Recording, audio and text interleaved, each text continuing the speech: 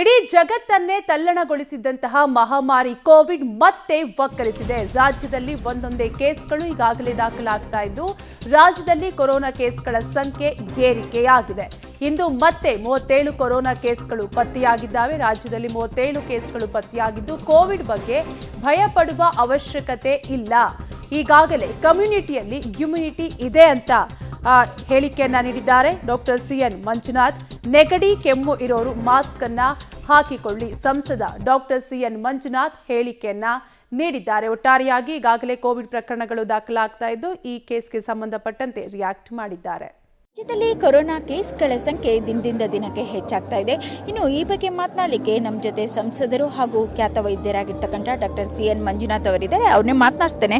Sir, ಇವಾಗ Covid ಪರಿಸ್ಥಿತಿ ಯಾವ ರೀತಿ ಅನಲೈಸ್ ಮಾಡ್ತೀರಿ?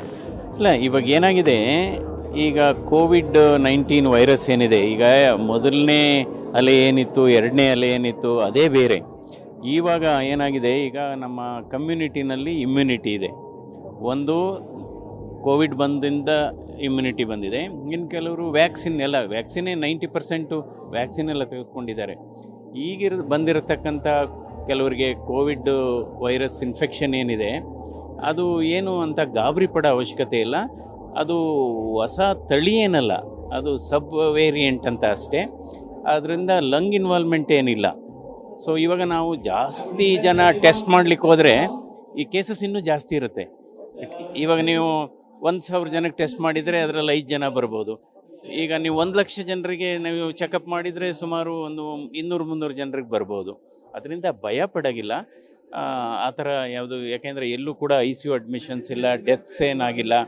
ಸೊ ಅದರಿಂದ ಆದರೂ ಯಾರಿಗೆ ಕೆಮ್ಮು ಜ್ವರ ಇರುತ್ತೆ ಅವರು ಮಾಸ್ಕನ್ನು ಧರಿಸ್ಬೇಕಾಗುತ್ತೆ. ಯಾಕೆಂದರೆ ಅವರಿಂದ ಬೇರೆಯವ್ರಿಗೆ ಹರಡುತ್ತೆ.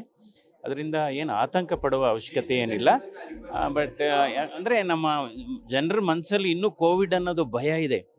ಅದು ಯಾವುದೋ ಒಂದು ಗೋಸ್ಟ್ ಫೀಲಿಂಗ್ ಇದೆ ಅದು. ಬಟ್ ಮುನ್ನೆಚ್ಚರಿಕೆ ವಹಿಸ್ಕೋಬೇಕು. ಅದರಲ್ಲೂ